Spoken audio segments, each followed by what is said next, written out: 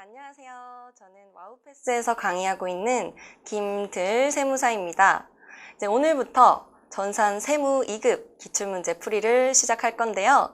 이제 풀이를 시작하기 전에 이 강의에 대한 공지사항 하나를 전달을 해드릴게요. 일단 우리 기본반 들어보신 분들은 알겠지만 소득세를 이론 부분은 안 배우셨을 거예요. 그 부분이 일단 범위가 굉장히 넓고요. 그리고 문제도 좀 어렵게 나와요. 그런 거에 대비해서 딱 이론에서 2문제 나와요. 그래서 기본반에서는 안 하고요. 이렇게 기출문제 풀이반에서 이론을 먼저 가르쳐 드리고 그 다음 기출문제 모아서 풀어 드릴 거예요. 그 부분 이제 인지하시면서 같이 문제 풀어볼게요.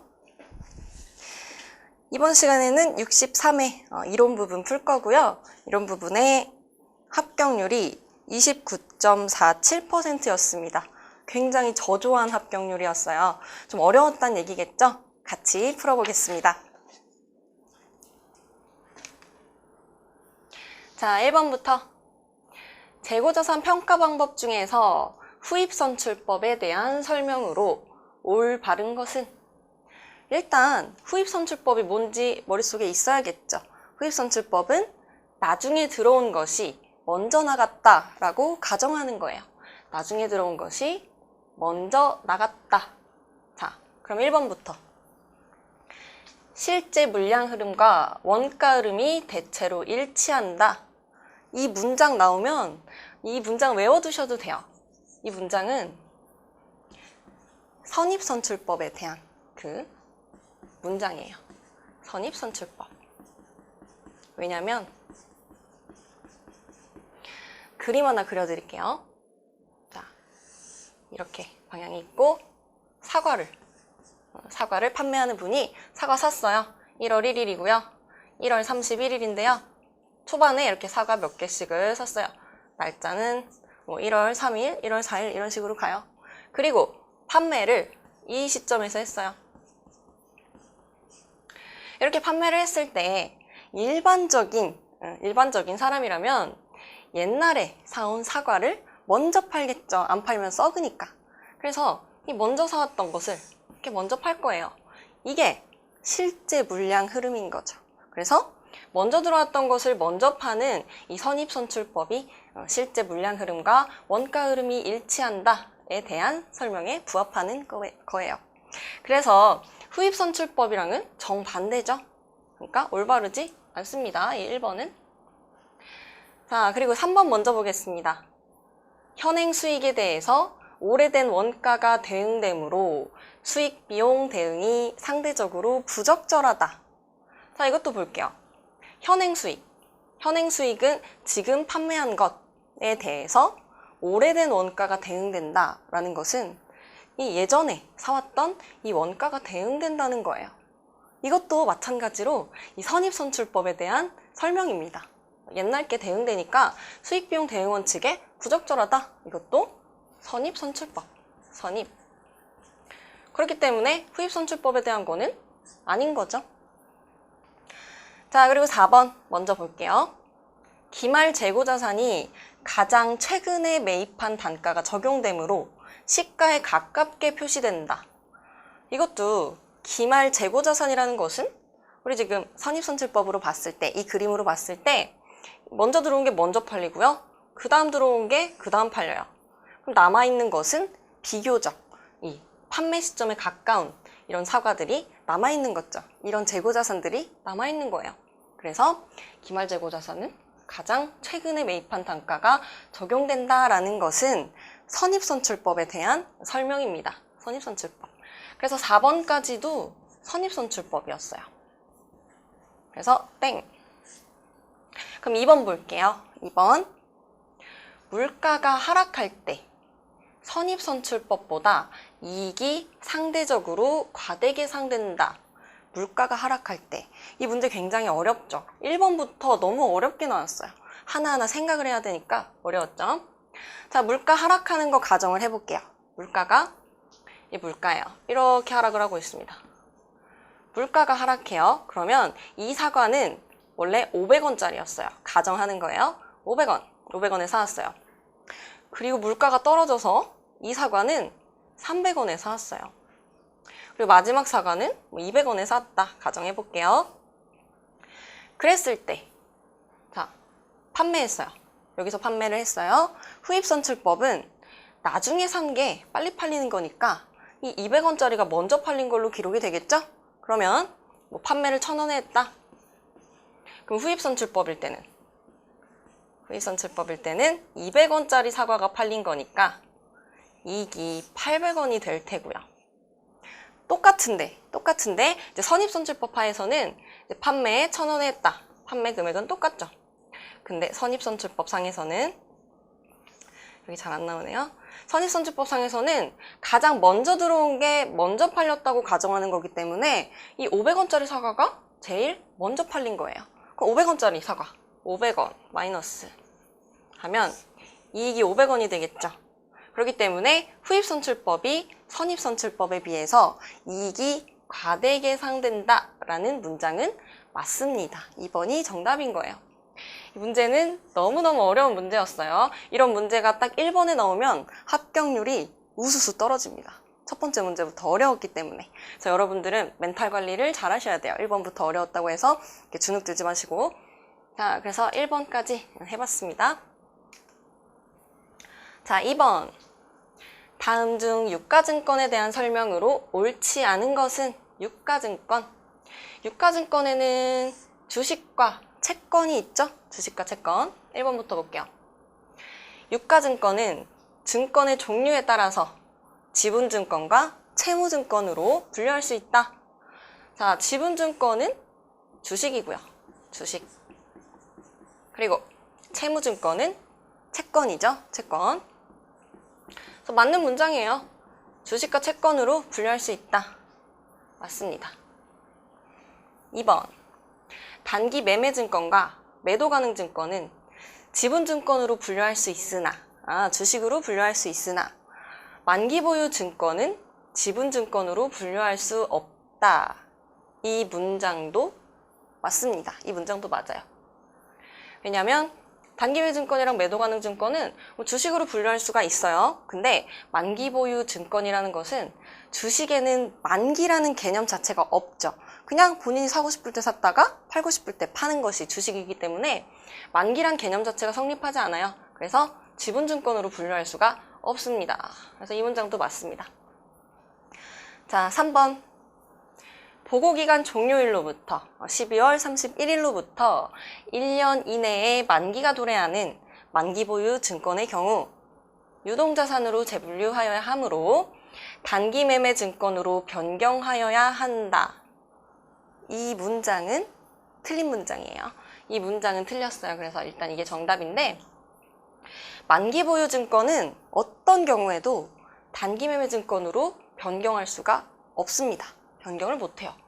변경 못합니다. 그리고 또 그러면 이 경우에 어떻게 해야 돼요? 만기보유증권이 이제 유동자산으로 바뀔 땐 어떻게 해야 돼요? 라고 궁금해한다면 자, 먼저 만기보유증권은 원래 투자자산이죠. 비유동자산이에요. 투자자산. 근데 이렇게 투자자산으로 분류되어 있던 것을 그냥 당좌자산으로만 변경하면 되는 거예요. 이름은 그대로 쓰고요. 당좌자산, 만기보유 증권을 당좌자산에 넣어놓기만 하면 된다는 거예요. 이렇게 변경하면 되는 거지 단기매매 증권으로는 절대로 분류할 수가 없다. 기억해 주세요. 자, 4번. 단기매매 증권은 주로 단기간 내에 매매 차익을 목적으로 취득한 유가증권을 말한다. 맞죠? 맞아요. 그래서 정답은 3번이었습니다. 이 문제 잠깐 정리를 해볼게요. 자, 유가증권의 분류해서 방금 배웠던 거예요. 단기매매 증권이랑 매도가능 증권은 이 주식과 채권으로 다 분류를 할 수가 있어요. 그런데 만기보유 증권은 애초에 주식에는 만기라는 개념 자체가 없기 때문에 X 되어 있죠? 안 돼요. 이게 중요한 특징. 그리고 채권은 되고요. 지분법 적용 투자 주식. 이것은 이름 자체가 주식이죠? 이름 자체가 주식이에요. 그래서 지분 증권은 될 수 있어요. 주식은 될 수 있으나 채권은 안 된다. 채권은 안 된다라는 거죠. 이게 이제 중요한 포인트예요. 지분법 적용 투자 주식은 채권은 안 된다. 그 다음에 여기서 하나 더 알려드릴 게 재분류입니다. 재분류. 단기 매매 증권으로 적어놨다가 만약에 상황이 바뀌어서 이거를 단기에 팔 생각이 없고 뭐 만기까지 보유할 수도 있고 아니면은 조금 더 있다가 매도 가능 증권 이런 형식으로 바뀔 수도 있죠. 그랬을 때 단기 매매 증권은 이렇게 매도 가능 증권이나 만기 보유 증권으로 바꿀 수 있어요. 상황이 변동됨에 따라서 가능합니다. 이렇게 동그라미. 그리고 매도 가능 증권은 만기 보유 증권으로 바꿀 수 있고요. 만기 보유 증권도 매도 가능으로 바꿀 수가 있어요. 이렇게는 가능하다. 하지만 만기를 단기로 바꾼다거나 매도를 단기로 바꾼다거나 하는 건 안 됩니다. 안 돼요. 그러니까 딱 이 그림만 되는 거예요. 이 방향만. 단기가 매도나 만기로 가거나 아니면 매도는 만기, 만기는 매도 이렇게 둘 사이만 가능한 겁니다. 그래서 방금 문제에서 만기를 단기로 바꾼다 했으니까 그 문제가 틀린 거겠죠. 자, 3번. 다음 중 모든 감가상각 방법이 선택 가능하다면 일반적으로 첫 해에 회사의 이익을 가장 많이 계상할 수 있는 방법은? 너무 어렵죠. 이거를 그냥 이 문제가 어떤 걸 물어보는지 모르면 하나하나 막 계산해가지고 그냥 이렇게 문제를 풀어야 되는 거예요. 근데 그렇게 풀라고 낸 문제는 아니고요. 첫 해에 회사의 이익을 가장 많이 계상할 수 있는 방법은 무엇일까? 그러면 첫 해에 비용이 가장 적은 방법은 무엇일까?도 같은 말이겠죠. 비용이 가장 적은. 이익이 가장 크려면 비용이 가장 적어야겠죠. 이렇게 비용이 가장 적은. 그러니까 한마디로 첫 해에 감가상각비가 가장 적게 계상되는 방법은 무엇인가? 이거를 물어보는 거예요. 그래서 이건 규칙이 있어요.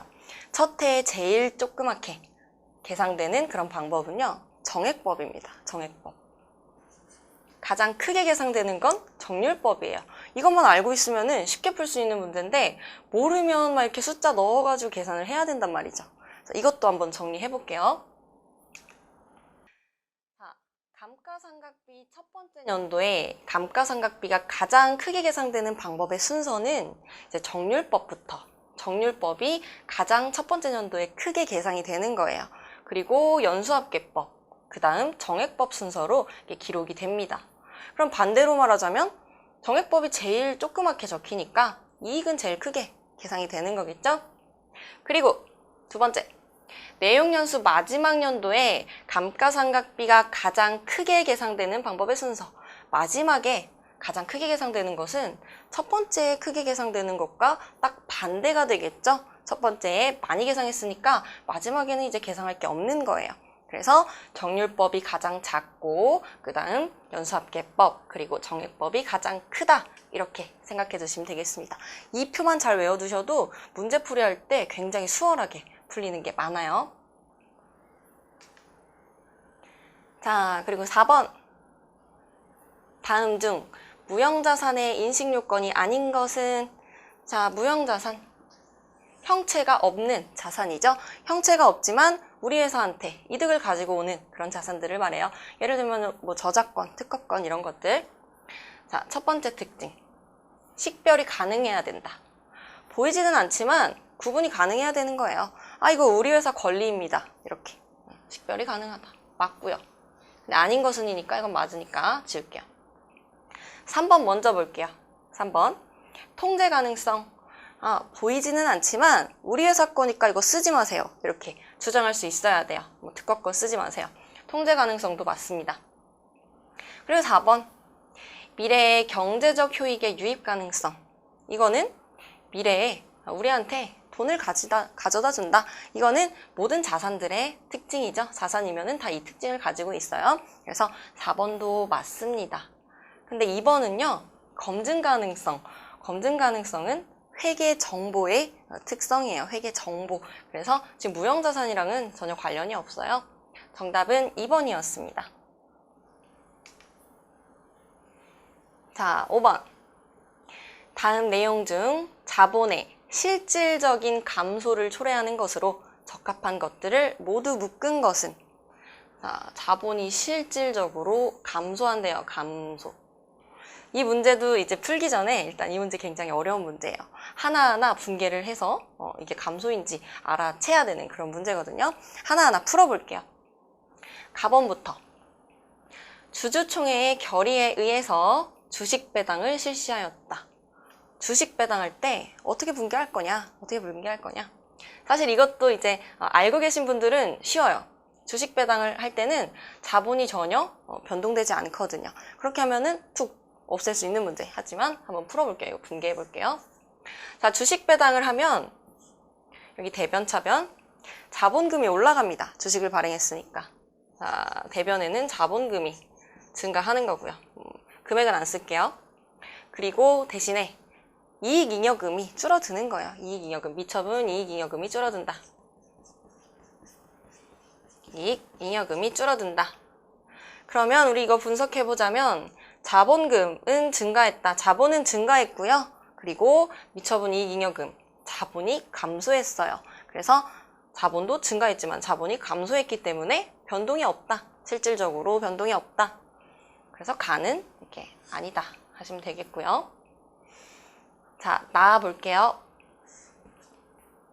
주주총회의 결의에 따라서 주당 8,000원으로 5만 주를 유상증자하였다.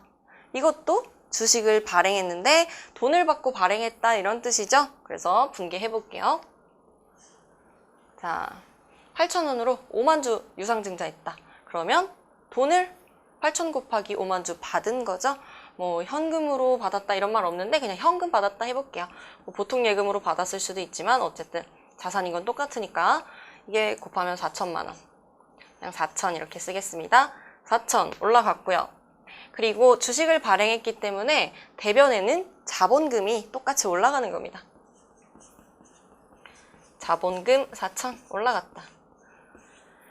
자, 분석해보자면 자산의 증가, 자본의 증가로 실질적으로 자본은 증가한 겁니다. 근데 문제에서 자본의 감소를 물어봤지 뭐 자본의 변동이냐 이렇게 물어본 게 아니죠. 그러니까 나도 틀린 거예요. 증가했기 때문에. 그리고 이 문제도 아시는 분들은 유상증자를 했을 때는 자본이 올라가는구나. 증자했을 때는 자본이 올라가겠구나. 이렇게 아는 겁니다. 유상으로. 그래서 이것도 알아두면 좋겠지만 일단 암기해서 문제 빨리 푸는 것도 중요해요. 그 다음에 이사회 결의에 의해서 중간 배당으로 현금 배당을 실시하였다. 이런 거 너무 어렵죠. 뭐 현금 배당, 중간 배당 이런 말. 그래도 우리 분개해 볼게요. 자, 현금으로 배당했대요. 그러면 우리 회사 입장에서 현금이 나간 거예요. 현금이 나갔다. 대변에 현금. 얼마인지 모르니까 그냥 뭐 안 쓸게요.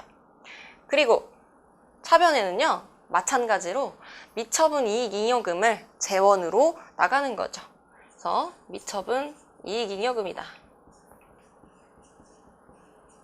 이렇게 보면 분석해보자면 자산이 감소했고요. 자본이 감소했습니다. 그래서 자본이 실질적으로 감소된 효과가 있는 거예요. 답원에서. 그래서 동그라미 치면 되겠고요. 그 다음에 볼게요. 여기다가 결손금 보전을 위해서 이익준비금을 자본금에 전입하였다. 이건 문장이 좀 어렵죠? 이익준비금을 결론적으로 자본금으로 대체시켰다는 거예요. 이익준비금을 자본금으로 넘겨버렸다. 그러면 자본금이 올라가는 대신 이익준비금을 줄여주면 되는 문제예요. 그래서 자본금을 올리고요. 자본금을 올리고 이익준비금을 내립니다. 이익준비금을 내린다. 이거는 자본에 대해서 많이 알고 있어야 이런 분개들도 다 할 수가 있는데 그래서 어려운 문제였어요. 자, 자본금이 대변에 적혔으니까 자본금은 올라간 건데 이익준비금이 이제 차변에 적혔으니까 자본은 내려간 거죠. 올라가고 내려갔으니까 똔똔으로 뭐 변동은 없었다 라고 보시면 되겠습니다. 그 다음에 볼게요. 마는 여기다가 쓸게요. 마도 굉장히 어려워요. 만기 보유 증권을 매도 가능 증권으로 재분류에 따른 평가 손실이 발생하였다. 아마 이런 거 처음 보는 분들도 있을 거예요. 마번 같은 경우에는. 그래서 이번 기회에 한번 보시면 됩니다. 만기 보유 증권을 매도 가능 증권으로 바꿨대요. 그러면 만기 보유 증권은 없애고 매도 가능 증권으로 바꾸면 되겠죠? 만기 보유 없애볼게요. 대변에다가. 만기, 그냥 이렇게만 적을게요. 만기 보유 없애고 매도로 바꿨다. 매도로 바꿨다. 이 상태에서 재분류에 따른 평가 손실이 발생했다.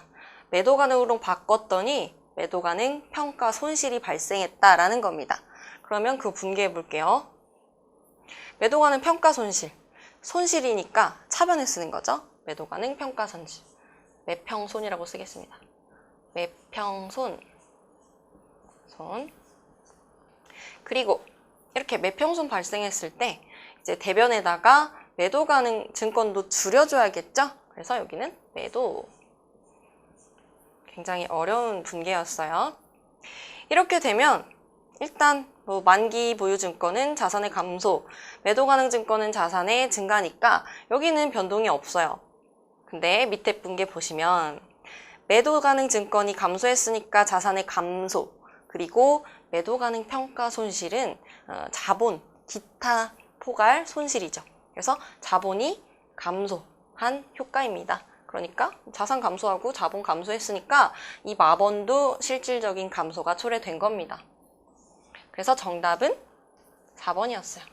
너무너무 어려운 문제였어요. 이런 문제 나오면 차라리 잘 모르겠다 싶으면은 일단 넘기고 다른 문제들부터 좀 꼼꼼하게 푼 다음에 시간 남으면 돌아와서 풀면 되는 문제. 아시겠죠? 자, 이제 6번. 다음 자료를 이용하여 단기 제품 제조 원가를 구하면 얼마인가? 이 문제는 단기 제품 제조 원가가 뭔지 확실히 알아야 풀 수 있는 문제예요. 그래서 쭉 보니까 기초 원재료 있고요. 그 다음에 직접 노무비, 제조 간접비, 제공품 재고 이렇게 있습니다. 그러면 이 원재료 계정과 제공품 계정을 사용해서 단기 제품 제조 원가를 구해라. 이런 문제가 되겠죠. 이쪽에 기록해 보겠습니다. 여기다가 제공품 적어 보고요. 그리고 원재료 계정 과목도 적어 볼게요. 원재료. 자, 원재료부터 입력해 보겠습니다. 원재료는 이제 첫 번째 기초, 그리고 매입이 있고요. 자, 사용한 것, 직접 재료비로서 사용한 것, 그리고 기말에 남아있는 것, 이렇게 되어 있죠. 자, 기초 원재료 7만원, 7로 적을게요. 7. 매입한 것 20만원, 20. 그럼 이제 왼쪽 뼈는 27만원이겠죠. 합계액이 27입니다. 그리고 기말 원재료 4만원 되어 있어요. 4만원. 마찬가지로 총액은 27만원일 거니까요. 이 사용액을 구할 수가 있죠. 사용액은 23만원입니다. 23만원 구했어요. 자, 그럼 이제 제공품 계정 채워보겠습니다. 제공품도 기초, 그리고 기말이 있고요.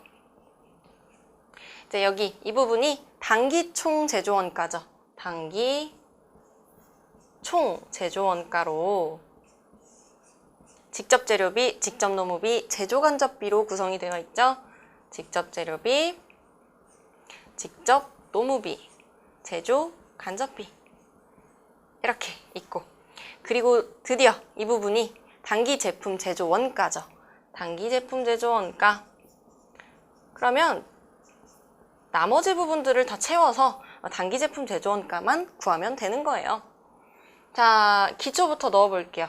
기초 제공품 재고 8만원, 8. 그 다음에 직접 노무비 15만원 있어요. 직접 노무비 15만원.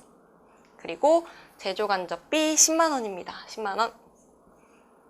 자, 직접 재료비는 여기 사용액, 직접 재료비 사용액 23만원을 미리 구해놓고 여기다 넣으면 되겠죠. 23만원입니다. 이렇게 해서 이 왼쪽 합계액을 구해볼게요. 왼쪽 합계액은 구해보시면 56만 원이 나와요. 56만 원. 56만 원 나오고요. 그리고 이제 기말 제공품 10만 원 되어 있죠. 10만 원 넣으면 마찬가지로 이 오른쪽 변도 이제 56만 원이니까요. 단기 제품 제조 원가를 드디어 구할 수가 있어요. 자, 56만 원에서 10만 원 빼면 나오겠죠? 그래서 정답은 46만 원이 되는 겁니다. 정답은 1번 46만 원이었어요.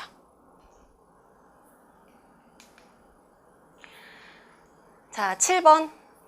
다음은 예정원가 계산에 대한 설명이다. 아래에 각각의 빈칸에 들어갈 용어로 옳지 않은 것은, 그러면 이런 문제 나올 때는 이 1번에다가 1번 넣어보고 그렇게 해서 읽어보고 2번에다가 2번 넣어서 읽어보시면 돼요. 그렇게 해서 이상하면은 어랏 하고서 일단 체크. 자, 1번부터 넣어서 해볼게요. 직접 재료비와 직접 노무비 등 직접비는 실제 발생 원가를 집계하고, 예정 원가 계산은요, 이렇게 직접 원가들은 실제 발생 원가를 사용을 하죠. 그리고 예정 원가는 제조 간접비만 하는 겁니다. 제조 간접비만 예정 배부율을 통해서 이렇게 배분을 하는 거예요, 미리. 그래서 실제 발생 원가 맞아요. 실제 발생 원가 맞고요. 집계하고, 제조 원가는 예정 소비액에 대한 예정 조업도를 반영한 예정 배부율에 의해서 원가를 생산 완료와 동시에 결정하고, 원가 계산 기말에 배부 차이를 계산하여 이를 다시 조정하는 방법으로 제품의 원가를 계산하는 것이다. 이렇게 되어 있어요. 여기서 살짝 아리까리한 게 2번일 거예요. 2번. 제조 원가가 갑자기 왜 들어가지? 그쵸. 제조 원가가 아니라 제조 간접비예요. 제조 간접비. 제조 간접비를 예정 배부율을 통해서 이렇게 먼저 배부를 하는 거고요. 그래서 실제 거랑 나중에 비교를 해봤을 때 그때의 차이를 배부 차이로서 조정하는 것이 예정 원가 계산의 특징입니다. 이 제조 원가에는 직접 재료비와 직접 노무비도 다 들어가 있는 개념이기 때문에 제조 원가가 아니라 제조 간접비만 해당되는 거예요. 그래서 정답은 2번이었습니다. 자, 8번. 자동차 제조업체인 주상용의 회계 담당자는 제조 원가를 다음과 같이 분류하였다. 잘못 분류된 것은, 자, 1번부터 타이어. 타이어는 직접 재료비. 구분 잘했어요. 타이어는 어떤 자동차에 어떤 타이어가 들어갔는지 직접 추적이 가능하기 때문에 직접 재료비가 맞습니다. 2번. 공장장의 임금, 직접 노무비. 공장장이라는 것은 공장의 장이죠. 공장을 전체를 관리하는 어떤 총괄 책임자인데, 그 사람의 임금이, 그 사람의 일이 직접 어떤 제품에 투입됐는지 알 수가 없어요. 그냥 전반적으로 공통적으로 사용되는 인건비이기 때문에 직접 노무비가 아니라 간접 노무비예요. 간접 노무비다. 직접이 아니라 간접입니다. 공통적인 것이 간접, 추적을 못하는 것이 간접이죠. 자, 3번. 망치나 못 같은 소모성 비품, 간접 재료비. 그쵸. 망치를 꼭 어떤 제품에 얼만큼 이렇게 두들겼는지 그런 것들 제대로 추적할 수가 없죠. 그래서 망치 같은 것, 못 같은 것들은 공통적으로 쓰이는 거기 때문에 간접 재료비가 맞습니다. 자, 4번. 공장 내 의무실에 근무하는 의사의 급여, 제조 간접비. 자, 의사의 급여도 직접 사실은 제품에 투입된 게 아니죠. 그리고 공통적으로 사용을 한 거기 때문에 직접 간접 노무비인데요. 간접 노무비인데요. 이렇게 간접이 붙은 것들은 전부 다 제조 간접비에 넣을 수 있기 때문에 간접 노무비라고 써도 맞고 제조 간접비라고 써도 맞습니다. 그래서 8번의 정답은 2번이었어요. 자, 9번. 반천 개발은 많은 기업들이 입주해 있는 사무실 건물을 관리하고 있다. 청소 담당 직원들은 모든 입주 기업들의 사무실이나 복도를 청소한다. 건물 전체의 청소비를 각 기업에 배부하기 위한 기준으로 가장 적합한 것은 무엇인가? 청소를 하는데 같이 쓰나 봐요. 건물을 이렇게 한 층이다 썼을 때 뭐 누구는 이만큼 쓰고 누구는 이만큼 쓰고 누구는 이만큼 쓰겠죠. 그랬을 때 어떤 기준으로 이 비용을 청구하는 게 마땅할 것인가, 합리적일 것인가 라고 한다면 면적이겠죠, 면적. 조금 사용하는 사람한테는 조금, 많이 사용하는 사람한테는 많이, 이렇게 요만큼 사용하는 사람한테 이만큼 하면 되겠죠. 그래서 정답은 3번입니다. 임대 면적. 임대 면적 기준으로 배부하면 가장 합리적일 것이다. 자, 10번. 종합원가 계산 하에서 선입선출법과 평균법에 대한 설명 중 틀린 것은 무엇인가? 그러면 일단 선입선출법과 평균법이 어떤 특징을 가지고 있는지 정확하게 알아야겠죠. 그래야 비교를 할 수가 있겠죠. 선입선출법은 기초 제공품의 그런 완성도를 인정하는 방식입니다. 기초 제공품의 완성도를 인정한다. 기초를 인정한다. 그런데 평균법은요. 기초 제공품의 완성도를 무시하고 그냥 전부 다 단기에 투입된 것처럼 그렇게 계산하는 게 평균법이에요. 그래서 기초를 인정하지 않습니다. 이 기초에 대한 관점 빼고는 똑같아요. 선입선출법이나 평균법이나 나머지는 같은데 기초만 다른 겁니다. 1번부터 선입선출법은 평균법보다 실제 물량 흐름을 반영하며 원가 통제 등의 더 유용한 정보를 제공한다.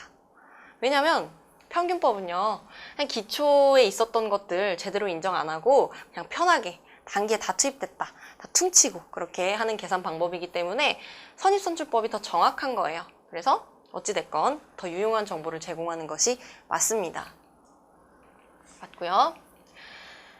2번, 선입선출법은 완성품 환산량 계산을 할 때 순수한 단기 발생 작업량만으로 계산한다. 이 문장도 맞습니다. 맞아요. 왜냐하면 기초의 완성도를 인정을 하기 때문에 2번 단기에 투입된 것만 다 찾아내서 그것만으로 계산을 하는 거예요. 기초 거는 이미 완성이 됐다. 그 부분은 빼고 단기 것만 인정을 하는 겁니다. 그래서 이 문장도 맞아요. 동그라미 동그라미. 자, 3번. 선입선출법은 기초 제공품 원가와 단기 발생 원가를 구분하지 않고 모두 단기 발생 원가로 가정하여 완성품과 기말 제공품에 배분한다. 이 문장은 평균법에 대한 설명이죠. 평균법에 대한 설명이에요. 왜냐면 기초 제공품과 단기 발생 원가를 구분하지 않고 그냥 전부 다 단기에 발생한 것으로 가정하는 게 평균법이잖아요. 그래서 이건 평균법에 대한 설명이었어요. 틀린 거다. 이게 틀렸다. 자, 4번. 만약 기초 제공품이 없다면 선입선출법과 평균법의 결과는 차이를 보이지 않는다. 그쵸? 이 둘 차이는 기초 때문에 발생하는 거예요. 근데 기초가 아예 없다면 똑같겠죠? 차이가 없겠죠? 맞습니다.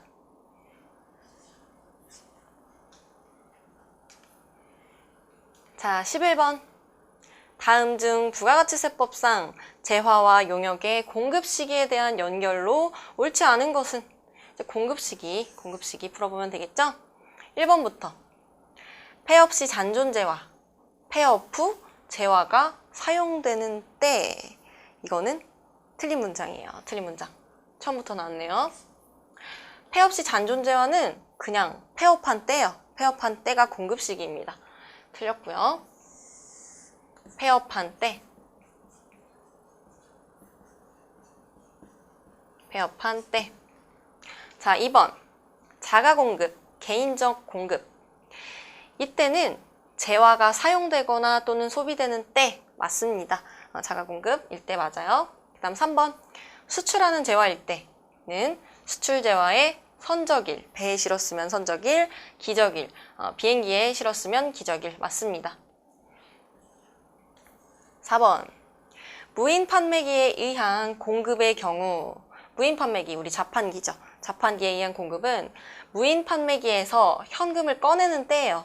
담당자가 현금을 꺼낼 때 몽땅 그것을 공급 시기로 보는 겁니다. 그래서 정답은 1번이었어요. 자, 12번. 다음 중 부가가치세법상 수정세금계산서 발급 사유가 아닌 것은? 자, 수정세금계산서. 우리가 세금계산서를 한번 발급하면 취소라는 개념이 없어요. 취소를 못하기 때문에 이렇게 수정세금계산서를 발급을 해서 약간 취소 효과를 보는 겁니다. 그때 발급 사유로 아닌 것은이니까 하나 빼고는 다 이제 된다는 거잖아요. 우리 2번부터 볼게요. 2번. 면세 등 발급 대상이 아닌 거래에 대해서 발급한 경우, 면세는 세금계산서 발급 대상이 아닌데 발급을 했기 때문에 이렇게 수정세금계산서 발급해서 아니었다라고 처리하면 되겠죠? 그래서 이거 맞아요. 돼요. 그 다음에 3번. 공급가액의 추가 또는 차감되는 금액이 발생한 경우, 뭔가 계획이 바뀌었어요. 금액이 바뀌었어요. 그래서 추가되거나 차감되는 것, 그런 부분들도 이제 수정세금계산서로 발급을 할 수가 있겠죠. 금액을 조정할 수가 있습니다. 그 다음 4번. 착오로, 잘못 생각해서 전자세금계산서를 이중으로 발급한 거예요. 그럼 하나는 없애야겠죠. 근데 취소가 안 되니까 이제 수정세금계산서를 발급을 하는 겁니다. 이것도 가능해요. 근데 1번 볼게요. 필요적 기재사항이 착오로 잘못 기재되어, 여기까지 끊어볼까요? 여기까지 끊어보면 기재사항이 착오로 잘못 기재됐대요. 그러면 이럴 때는 수정사유가 될 수 있겠죠. 그런데 뒷부분. 세무서에서 경정할 것을 미리 알고 있는 경우, 이거 경정이라는 것 때문에 1번이 안 되는 거예요. 수정사유가. 자, 1번 체크 일단 하고요. 세무서에서 경정한다는 것은 너네 이거 잘못됐어. 그래서 우리가 바로 잡아서 고지할 거야. 대신 너네 가산세 내야 돼. 가산세가 무조건 나오는 건 아니지만 나올 가능성이 커져요. 그런데 그것을 미리 알고 그때 가서야 이렇게 알고서 수정세금계산서를 이렇게 발행하려고 한다면 그거는 맞겠다. 발급사유로 인정 안 해주겠다. 라는 겁니다. 자, 그래서 1번이었어요. 자, 3번. 13번. 다음 중 부가가치세법의 내용으로 옳은 것은, 옳은 것이니까 나머지는 다 틀린 거고 하나만 맞는 거겠죠. 1번부터. 음식점업을 영위하는 법인사업자는 의제매입세액 공제를 받을 수 없다. 자, 의제매입세액은 법인사업자도 받을 수가 있어요. 그래서 1번 문장은 틀린 겁니다. 받을 수 있어요. 있다. 받을 수 있다. 동그라미 2번. 주로 사업자가 아닌 자에게 재화 또는 용역을 공급하는 법인사업자는 신용카드 매출전표 발급 등에 대한 세액공제를 적용받을 수 있다. 자, 신용카드 매출전표는요, 법인사업자는 받을 수가 없어요. 이게 이제 법인이 안 되는 겁니다. 받을 수 없다. 받을 수 없다. 그래서 1번, 2번 틀렸고요. 자, 3번. 법인사업자는 전자세금계산서 발급에 대하여 전자세금계산서 발급세액 공제를 받을 수 있다. 자, 이 규정, 전자세금계산서 발급세액 공제라는 규정은 폐지됐습니다. 폐지돼서 그냥 없어진 규정이에요. 그래서 이건 안 됩니다. 폐지. 자, 4번. 간이가세자의 과세기간에 대한 공급대가의 합계액이 3천만 원 미만인 경우에도 재고납부세액에 대해서는 납부 의무가 있다. 자, 결론적으로 이 문장이 정답이겠죠. 정답이겠죠. 왜 정답이냐면요. 일단 우리 이것. 과세기간에 공급대가의 합계액, 간이가세자인 경우에 3천만 원 미만인 경우에는 납부 의무가 없습니다. 납부 의무가 면제가 돼요. 이게 조건이 3천만 원 미만이에요. 납부 의무가 면제가 됩니다. 납세 의무가 면제가 돼요. 개정돼서 이제 3천만 원으로 조정이 됐습니다. 금액이 더 높아졌어요. 그런데 재고납부세액이 있다면 이거는 아무리 3천만 원 미만이라서 납부 의무가 면제가 됐다 하더라도 이 재고납부세액에 한해서는 납부 의무가 있다는 거예요. 이 재고납부세액은 일반 과세자가, 간이과세자가 됐을 때, 일반 과세자가, 간이과세자가 됐을 때, 자, 일반 과세자일 때는 매입세액 공제를 뭐 이만큼 받을 수 있었다. 이렇게 간단하게 이만큼 받을 수 있었는데, 간이과세자로 전환이 된다면 원래 원칙적으로는 이만큼만 받을 수 있었던 거예요. 근데 일반 과세자라서 많이 받았다면 이 차이를 뱉어내라, 다시 뱉어내라 하는 게 재고납부세액입니다. 뭐 재고자산에 대해서 매입세액 공제를 다시 뱉어내라. 그래서 이 부분은 납부의무 면제랑은 관련이 없이 무조건 납부해야 된다라는 겁니다. 자, 이렇게 해서 이제 14번, 15번 문제는 소득세 문제예요. 그래서 나중에 다 소득세 부분에서 다 꼼꼼히 풀어드릴 거니까 우리가 문제 풀이할 때는 1번부터 13번까지 풀이를 할 겁니다. 그래서 이번 시간에는 여기까지 하겠습니다. 수고하셨습니다.